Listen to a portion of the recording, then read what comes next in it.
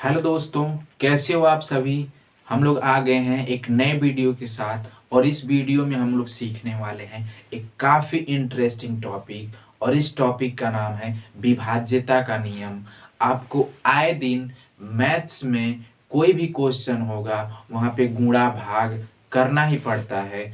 तो जो भाग की प्रक्रिया होती है तो उसमें हम लोग नहीं डिसाइड कर पाते कि कोई भी पर्टिकुलर बड़ी जो संख्या होगी वो 2 से या 4 से विभाजित होती है कि नहीं होती है। यदि कोई पर्टिकुलर संख्या दी हो, क्या वो संख्या 7 से या फिर 9 से विभाजित हो रही है कि नहीं हो रही है, ये हम लोग कैसे पता करेंगे कुछ ही सेकंड में, मात्र कुछ सेकंड में। तो उसके लिए हम लेकर आ गए हैं एक नया वीडियो और इस वीडियो में हम लोग सीखने वाले हैं विभाज्यता का नियम। क्या सीखने वाले हैं? विभाज्यता का नियम। इस नियम के द्वारा हम लोग तुरंत कुछ ही सेकंड में पता कर पाएंगे कि कोई भी पर्टिकुलर संख्या किसी संख्या से कटेगी या फिर नहीं। ठीक ना। तो बिना किसी विलंब के हम लोग स्टार्ट करते हैं विभाज्यता का नियम। तो जो वो पहला नियम है, 2 से विभाजित होने वाली संख्याएं। 2 से विभाजित होने वाली संख्याएं, ऐसी कौन कौन सी संख्या होगी जो 2 से पूरी पूरी विभाजित हो जाएगी। तो पहला नियम है 2 से विभाजित होने वाली संख्याओं का। तो कोई भी संख्या होगी, यदि उस संख्या का इकाई अंक, कौन सा अंक? इकाई अंक, ठीक ना, इकाई अंक यदि सम होगा, इकाई अंक सम संख्या होगी या फिर शून्य होगा, तो वो संख्या 2 से पूरी पूरी विभाजित हो जाएगी। कोई भी संख्या, कितनी भी छोटी से छोटी संख्या हो या फिर कितनी से बड़ी संख्या हो, यदि उसका इकाई अंक सम संख्या हो या फिर 0 हो, तो वो संख्या 2 से पूरी पूरी विभाजित हो जाएगी। यदि एग्जाम्पल की बात करें तो हम लोग छोटा एग्जाम्पल लें तो मान लेते हैं 24। तो इस 24 का जो इकाई अंक है वो 4 है और 4 जो है 2 से विभाजित हो रहा है, अर्थात ये 24 भी 2 से पूरा पूरा विभाजित हो जाएगा। यदि एक और एग्जाम्पल लें, मान लें 160। तो 160 का जो इकाई अंक है वो शून्य है। तो शून्य इकाई अंक यानी कि ये जो टोटल संख्या 160 दिख रही, ये टोटल संख्या 160 भी 2 से पूरी पूरी विभाजित हो जाएगी। क्योंकि नियम यही कहता है कि किसी भी संख्या का इकाई अंक यदि सम संख्या हो या फिर 0 हो, वो संख्या 2 से पूरी पूरी विभाजित हो जाएगी। यदि बड़ी से बड़ी संख्या मान लो लिख दूं 3, 8, 7, 5, 6, 8, 9, 4, 6, इतनी बड़ी मैंने संख्या लिख दी और मैंने पूछा कि क्या ये संख्या 2 से पूरी पूरी विभाजित होगी, तो हम लोग इसको डिवाइड करके चेक नहीं करेंगे बल्कि इसका इकाई अंक चेक करेंगे। और ये इकाई अंक 6 जो कि सम संख्या है, इसका मतलब ये हुआ कि ये जो संख्या लिखी हुई है कितनी भी बड़ी हो, वो संख्या 2 से पूरी पूरी विभाजित हो जाएगी। क्या बात समझ में आ रही है आपको? 2 से विभाजित वही संख्या होगी जिनके इकाई अंक, लास्ट का अंक सम संख्या हो या फिर शून्य हो। सम संख्या नहीं मालूम है तो आप डायरेक्ट ऐसे समझ सकते हो, जिनका इकाई अंक 2 हो, 4 हो, 6 हो, 8 हो या फिर शून्य हो, वो संख्या 2 से पूरी विभाजित हो जाएगी। कोई भी एग्जाम्पल ले सकते हो आप, कितनी से बड़ी संख्या ले लो, लेकिन यदि इकाई अंक ये मिला आपका सम संख्या या फिर शून्य मिला, तो संख्या 2 से विभाजित होगी ही किसी भी हालत में। ठीक, समझ में आई बात। अब हम लोग दूसरे नियम की तरफ बढ़ते हैं और दूसरा नियम है 3 से विभाजित होने वाली संख्याएं। दूसरा नियम क्या है?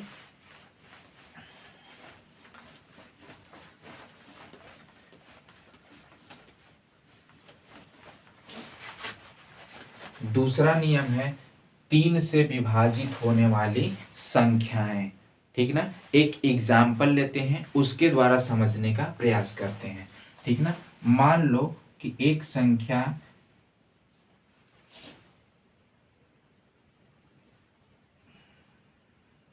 कुछ इस तरीके से है 1671, यानी कि 1671 ये संख्या हमें दी हुई है। हमें पता करना है कि क्या ये संख्या 3 से विभाजित हो रही है कि नहीं।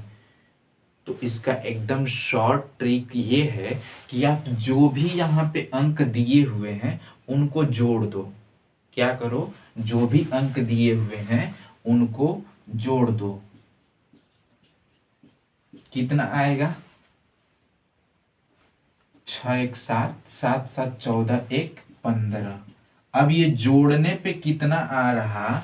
यदि ये जोड़ने पे योग जो है वो 3 से विभाजित हो रहा है, इसका मतलब ये संख्या भी आपकी 3 से पूरी पूरी विभाजित हो जाएगी। क्या आप समझ पा रहे हो? यदि कोई भी संख्या ले लो, मान लो मैं ले रहा हूं 7 3 5 3 8 9, इस तरीके की कोई भी संख्या मैं ले रहा हूं, ठीक ना? तो मान लो ये संख्या ली है हमने, ठीक ना? और बड़ी संख्या कर दी हमने, ठीक? इतनी बड़ी संख्या, क्या ये संख्या 3 से पूरी पूरी विभाजित हो रही है कि नहीं, इसको चेक करने के लिए हम लोग क्या करेंगे? इसके जो अंक दिए हुए हैं इनके अंकों को जोड़ेंगे। तो 7 3 10, 10 5 15, 15 और 3 18, 18 8 26, 26 1 27 और 27 और 9 36, 36 6 42। क्या ये 42 3 से विभाजित हो रहा है? जी हाँ, विभाजित हो जाएगा 3 से। यानी कि ये जो टोटल इतनी बड़ी संख्या हमको दिखने को मिल रही है, ये भी 3 से विभाजित हो जाएगी। क्या आप समझ पा रहे हो? 3 से विभाजित होने वाली संख्याओं में जो भी संख्या दी हुई है, कितनी भी बड़ी संख्या हो, उनके अंकों का आप योग निकाल लो और जो योग आ रहा है, जो योगफल आ रहा है, यदि वो योगफल 3 से विभाजित हो रहा है, इसका मतलब ये है कि वो कितनी भी बड़ी संख्या होगी वो 3 से विभाजित हो जाएगी। तो ये है 3 के विभाज्यता का नियम। एक और एग्जाम्पल लेते हैं, जैसे मान लो 7 8 6, ठीक? 7 8 6 हम लोग देखते हैं, इनके अंकों का योग जोड़कर देखते हैं तो 7 और 8 प्लस 6, 8 7 15 और 15 6 21, और ये जो योगफल आया 21, ये तो 3 से विभाजित हो रहा है। इसका मतलब ये हुआ कि 786 भी 3 से टोटल विभाजित हो जाएगा, पूर्णतः विभाजित हो जाएगा। बात समझ आई? अब विभाज्यता के नियम में हम लोग आगे बढ़ते हैं और आगे है 4 से विभाजित होने वाली संख्याएं, ठीक ना? कितनी भी बड़ी संख्या हो, हम लोग पता कर लेंगे कुछ ही सेकंड में कि वो 4 से विभाजित होगी कि नहीं होगी। तो 4 से विभाजित होने वाली संख्याओं का क्या नियम है? तो उसके लिए हमें दी हुई कोई भी संख्या हो, कोई भी कितनी भी बड़ी से बड़ी संख्या हो, हमें लास्ट का 2 अंक ज्ञात करना होगा। लास्ट का 2 अंक पता करना है हमें कि वो 2 अंक क्या है। कौन सा अंक? लास्ट का 2 अंक, ठीक ना? 2 अंक बोले तो इकाई और दहाई वाला, ठीक ना? उन दोनों अंकों को हमें देखना है चाहे वो कितनी भी बड़ी संख्या हो उससे मतलब नहीं है, हमें बस लास्ट में 2 अंकों को देखना है। किसके लिए? 4 से विभाजित होने वाली संख्या के लिए। तो लास्ट का 2 अंक यदि 4 से विभाजित हो रहा होगा तो ये कितनी भी बड़ी संख्या हो वो 4 से विभाजित हो जाएगी। इसके अलावा यदि लास्ट का 2 अंक शून्य हो तब भी वो संख्या 4 से पूर्णतः विभाजित हो जाएगी। क्या आप समझ पा रहे हो? लास्ट का कोई भी 2 अंक 4 से विभाजित हो रहा है या फिर लास्ट का 2 अंक यदि डबल जीरो है तो कितनी भी बड़ी संख्या हो वो 4 से विभाजित हो जाएगी। एग्जाम्पल के द्वारा हम लोग देखते हैं। जैसे मान लो 7 8 9 8 7 5 4 4 लिखा हुआ है, ठीक ना। ये इतनी बड़ी संख्या हमें देखना है कि ये 4 से विभाजित हो रही है अथवा नहीं। तो इसके लिए हमें भाग की प्रक्रिया नहीं अपनानी है, हमें बस लास्ट के 2 अंकों को चेक करना है। और ये 2 अंक है 4 4 और ये 4 और 4 जो है 44 4 से विभाजित हो जाएगा। इसका मतलब ये जो इतनी बड़ी संख्या आपको दिख रही है ये 4 से पूर्णतः विभाजित हो जाएगी। या फिर कोई भी कितनी भी बड़ी संख्या हो, इस संख्या के लास्ट में 2 जीरो आ जाएगा तो ये संख्या भी 4 से पूर्णतः विभाजित हो जाएगी। क्या ये कॉन्सेप्ट क्लियर हुआ? एक बार मैं फिर से रिवाइज कर रहा हूं। 2 से विभाजित होने वाली संख्या में इकाई का अंक चेक किया जाता है कि इकाई का अंक सम संख्या है या फिर शून्य है। तो वो संख्या कितनी भी बड़ी हो 2 से विभाजित होगी।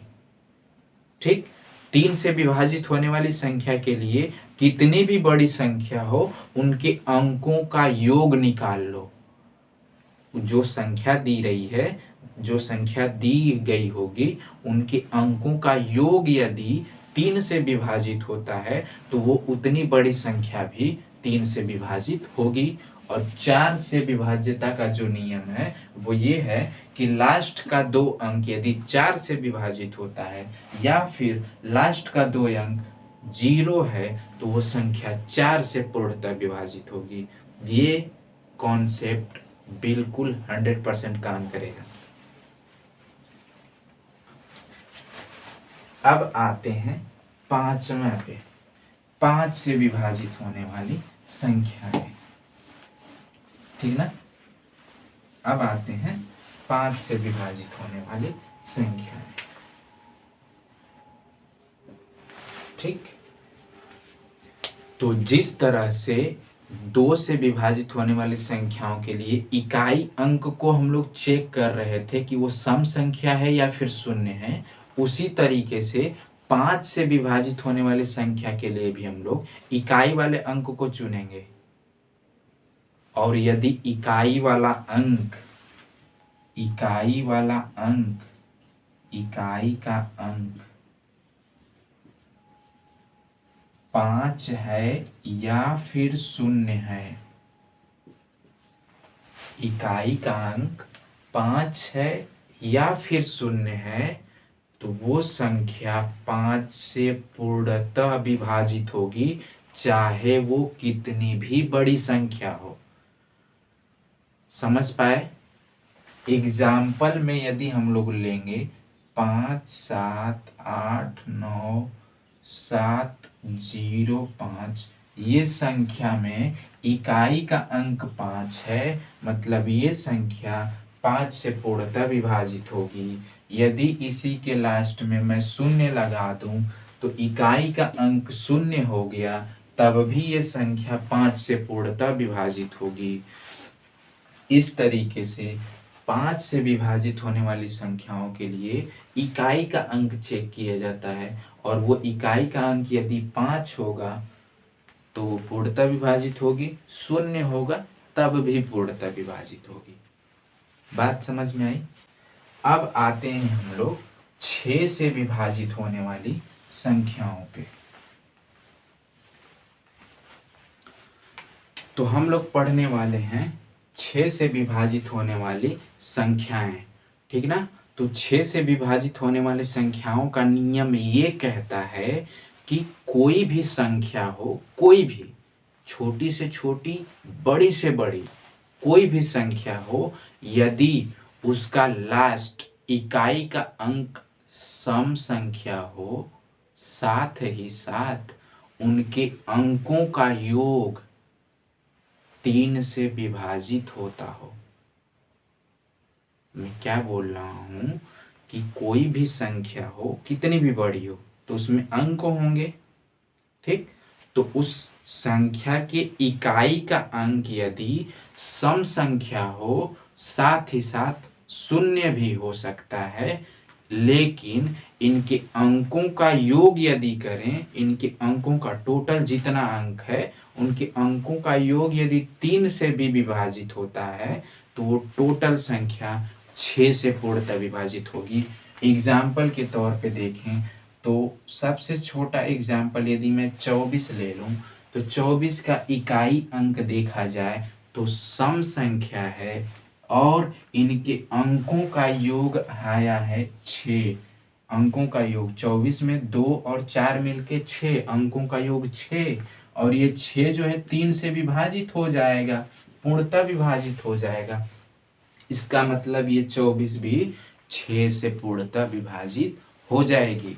उसी तरीके से यदि कोई भी संख्या हो, ठीक ना, कोई भी संख्या हो, यदि इसके अंक, इकाई का अंक सम संख्या और इनके अंकों का योग 3 से विभाजित होता हो तो ये टोटल संख्या 6 से विभाजित होगी। यदि एग्जाम्पल देखा जाए तो 3 और 6 मिलके 9, और ये 9 3 से पूर्णतः विभाजित हो जाएगा। साथ ही साथ इसका इकाई अंक जो है सम संख्या है। दोनों क्राइटेरिया फॉलो हो रहा, इसका मतलब कि 306 पूर्णतः विभाजित होगा संख्या 6 से। क्या समझ पाए आप? 6 से विभाजित होने वाली संख्या के लिए 2 क्राइटेरिया है। पहली क्राइटेरिया कि इकाई का अंक सम संख्या होना चाहिए या फिर 0 भी हो सकता है, कोई दिक्कत नहीं है, ठीक ना। लेकिन उनके अंकों का योग भी, दूसरी क्राइटेरिया, उनके अंकों का योग जो है 3 से विभाजित होना चाहिए, तो वो संख्या टोटल 6 से विभाजित हो जाएगी। एग्जाम्पल के तौर पे ये सारी संख्याएं, बड़ी से बड़ी संख्या ले लो, 3, 6, 9, 7, 8, ठीक ना। इतनी बड़ी संख्या, इसको चेक करना है तो हम लोग देखेंगे तो इसका इकाई अंक जो है सम संख्या है, तो पहला क्राइटेरिया तो फुलफिल कर गया। इनके अंकों का योग देखते हैं तो 6 3 9, 9 9 18, 18 और 7 25, 25 और 8 कितना हुआ 33, और ये 33 जो है 3 से पूर्णतः विभाजित हो जाएगा। इसका मतलब ये जो संख्या लिखी हुई है ये 6 से पूर्णतः विभाजित हो जाएगी। 6 से विभाजित होने वाली संख्याओं में एक क्राइटेरिया ये भी है कि जो संख्या 2 से और 3 से दोनों से विभाजित होती है वो संख्या 6 से भी पूर्णतः विभाजित हो जाएगी। क्या मैं बोल रहा हूँ? जो संख्या 2 से विभाजित होती हो और साथ ही साथ 3 से भी विभाजित होती हो तो वो संख्या 6 से विभाजित होगी। उसी को इस तरीके से बताया गया कि जो जिसके इकाई का अंक सम संख्या हो या फिर 0 हो, साथ ही साथ इनके अंकों का योग जो है 3 से विभाजित होता हो। समझ पाए आप? एग्जाम्पल के थ्रू एक और एग्जाम्पल लेते हैं। जैसे मान लो 7 8 3 2 1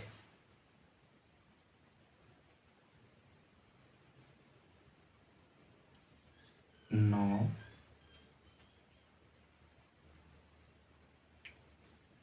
4 5 और यहाँ पे मैं लिख लेता हूँ 6। ठीक, ये इतनी बड़ी संख्या दी हुई है। ये देखेंगे तो 2 से विभाजित होगा, क्योंकि इसका इकाई अंक सम संख्या है, तो सम संख्या 2 से विभाजित। यदि हम लोग चेक करें कि क्या ये 3 से विभाजित होगा, तो इसके लिए अंकों का योग निकालना होगा। तो 8 7 15, 15 3 18, 18 2 20, 20 1 21, 21 और 9 30, 4 34, 34 और 6 40 और 5 45। इनके अंकों का योग 45 है, जो कि 3 से पूर्णतः विभाजित हो जा रहा है। इसका मतलब ये जो इतनी बड़ी संख्या दी हुई है, ये 3 से भी कट रही है, साथ ही साथ 2 से भी विभाजित हो रही है। इसका मतलब कि ये संख्या 6 से विभाजित होगी। समझ में आई बात? अब हम लोग अगले स्टेप की तरफ बढ़ते हैं, और अगला स्टेप है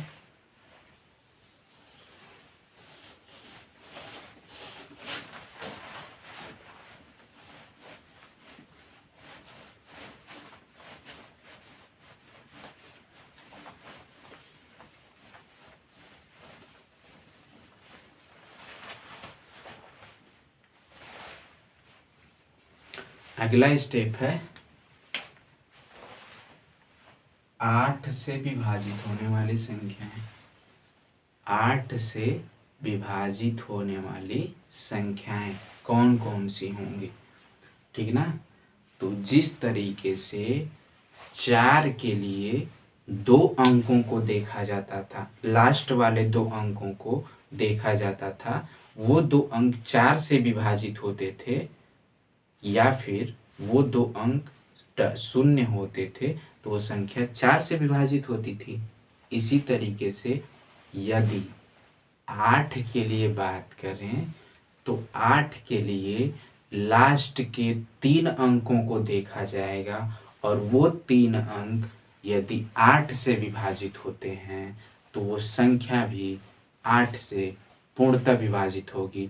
साथ ही साथ यदि लास्ट के 3 अंक शून्य हों, तो अब भी वो संख्या 8 से पूर्णतः विभाजित होगी।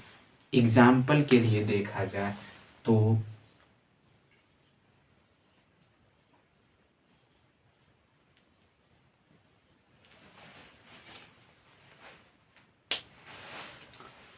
ये संख्या है, ठीक।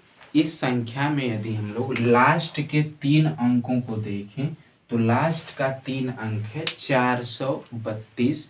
क्या ये 432 8 से विभाजित हो रहा है? जी हाँ, विभाजित होगा। विभाजित करके देख लो 8 से। 8 पचे 40, 3 बचा, 2 उतरा, 32 हुआ, 8 चौके 32, यानी कि ये 3 अंक 8 से विभाजित हो रहे हैं। इसका मतलब ये जो टोटल संख्या लिखी हुई है, ये भी 8 से पूर्णतः विभाजित होगी। क्या समझ पाए? एक दूसरा एग्जाम्पल लेते हैं। 8 9 7 5 6 3 2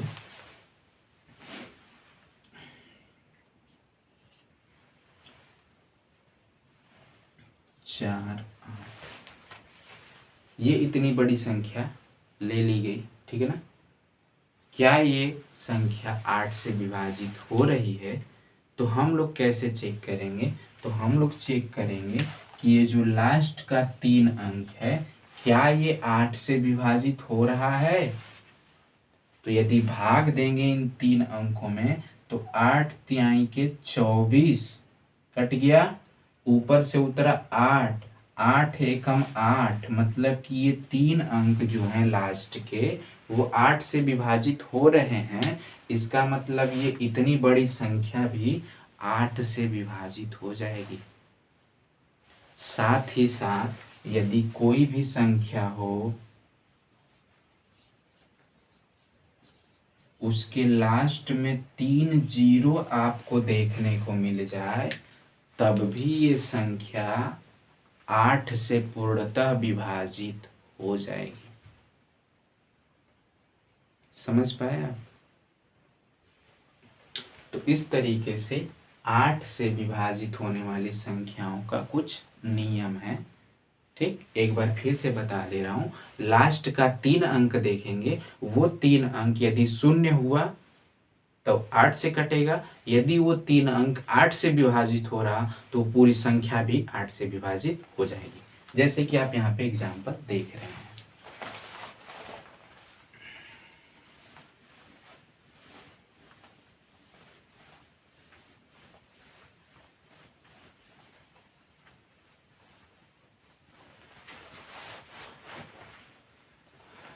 अब आते हैं 9 से विभाजित होने वाली संख्या। कौन? 9 से विभाजित होने वाली संख्या। जैसा 3 का नियम वैसा 9 का नियम, एकदम हूबहू सेम। 3 के नियम में क्या था कि जो संख्या दी हुई थी उनके अंकों का योगफल यदि 3 से विभाजित होता था तो वो संख्या भी 3 से विभाजित हो जाती थी। सेम इसी प्रकार से 9 के विभाज्यता के नियम में यदि कोई भी संख्या दी होगी तो उनके अंकों का योग यदि 9 से विभाजित होता है तो वो संख्या भी 9 से विभाजित हो जाएगी। एग्जाम्पल लेते हैं। 7 8 3, 8 7 15, 15 और 3 18। क्या इनके अंकों का योगफल जो 18 आया है ये 9 से कट रहा है? जी हाँ, कट रहा है। इसका मतलब कि ये संख्या भी 9 से पूर्णतः विभाजित होगी। देख लो, 9 से कटा के देख लो, विश्वास नहीं है तो। 9 8 72, कितना उतरा? 6, इधर से 3, 9 7 63, पूर्णतः विभाजित। समझ पाए? तो जिस तरीके से 3 के विभाज्यता के नियम में उनके अंकों का योगफल 3 से विभाजित होता है तो वो संख्या भी 3 से विभाजित, उसी तरीके से 9 के विभाज्यता में उनके अंकों का योगफल 9 से विभाजित, इसका मतलब ये संख्या भी 9 से पूर्णतः विभाजित होगी, चाहे वो कितनी भी बड़ी संख्या हो।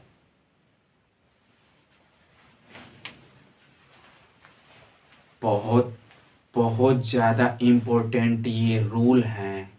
इन रूल को आपको अच्छे से समझना पड़ेगा और ये रूल आपको हमेशा काम आएंगे। हमेशा।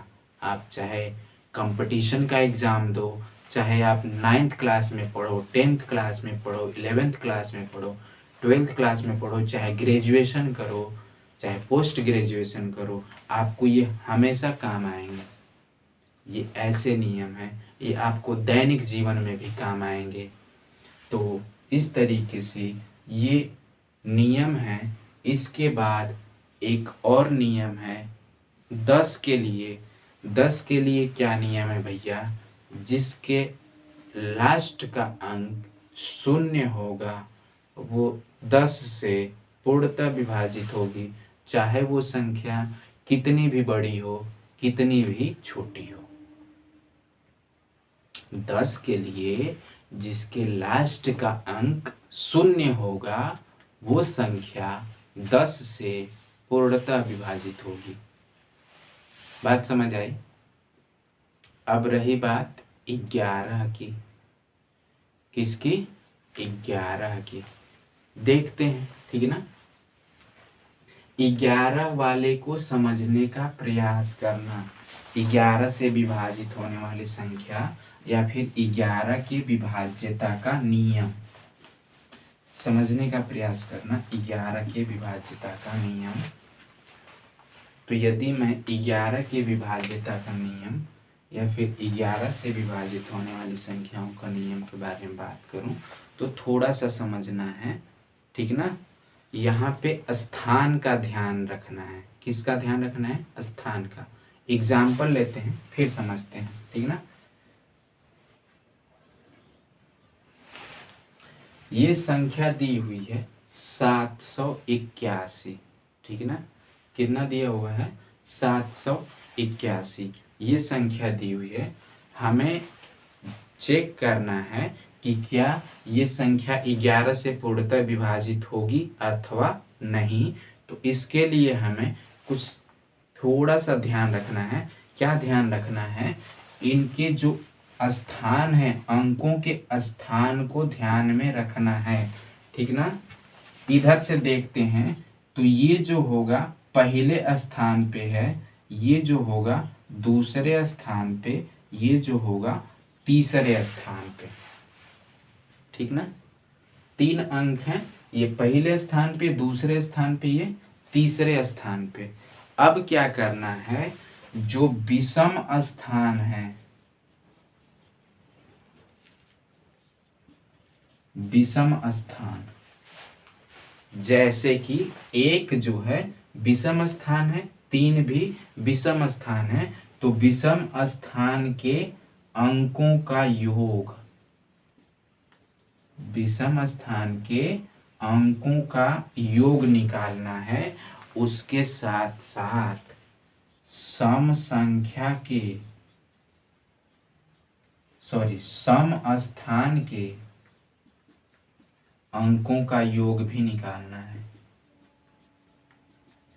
क्या मैं बोल रहा हूं? जो विषम स्थान पे अंक मौजूद रहेंगे उनके अंकों का योगफल निकालना है। साथ ही साथ जो सम स्थान पे होंगे उनके अंकों का योगफल भी निकालना है। पहली बात तो ये करनी है, पहला काम ये करना है। तो इसका विषम स्थान पे ये है और ये है, तो इनके अंकों का योगफल कितना हुआ? 7 और 1 मिलके 8 हुआ, ठीक ना। विषम स्थान वाले अंकों का योग कितना आया? 8 आया। और सम स्थान वाले अंक में तो एक ही है, कितना है? 8। यदि इनका अंतर, अब क्या करना है?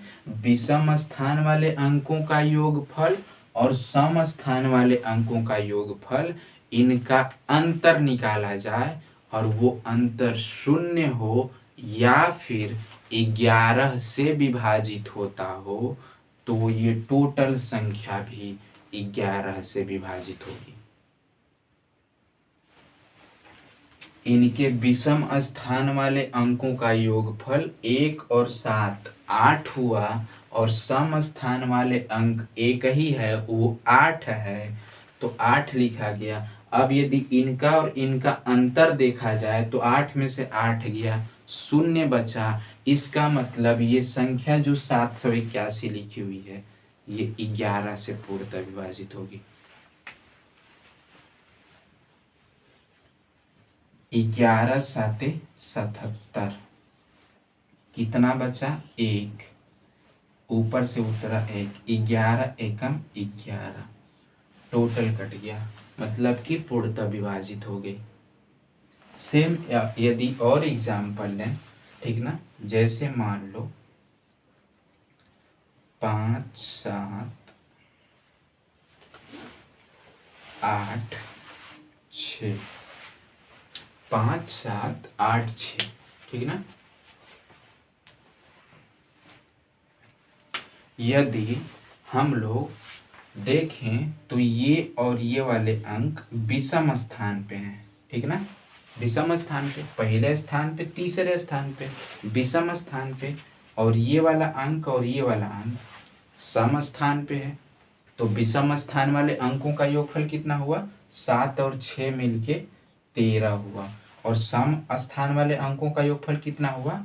8 और 5 मिलके 13 हुआ। इनका अंतर निकाले तो शून्य आ गया।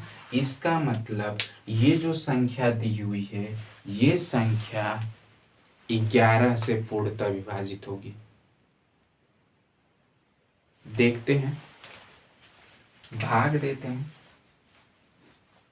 11 पचे 55, 2 उतरा 8, यहाँ से 8 उतरा, यहाँ से 2 शेष बचा, ये तो कट गया। अब 11 दूनी 22, कितना बचा शेष? 6 बचा। ऊपर से कौन संख्या उतरी? 6।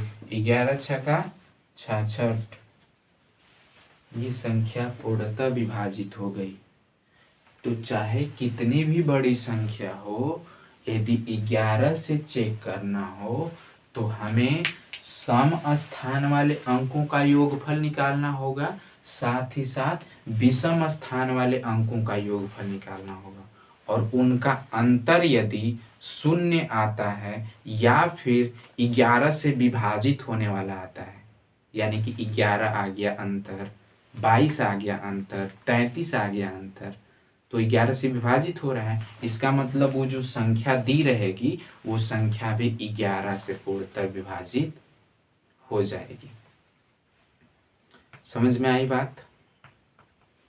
तो ये आपके बहुत ज़्यादा इम्पोर्टेंट विभाज्यता के नियम थे, जो कि आपको जानना बहुत आवश्यक था, क्योंकि ये आपको आए दिन हमेशा प्रतिदिन काम आएंगे। तो ये आपने सीखा, आपके लिए बहुत काम आएगा। Thank you.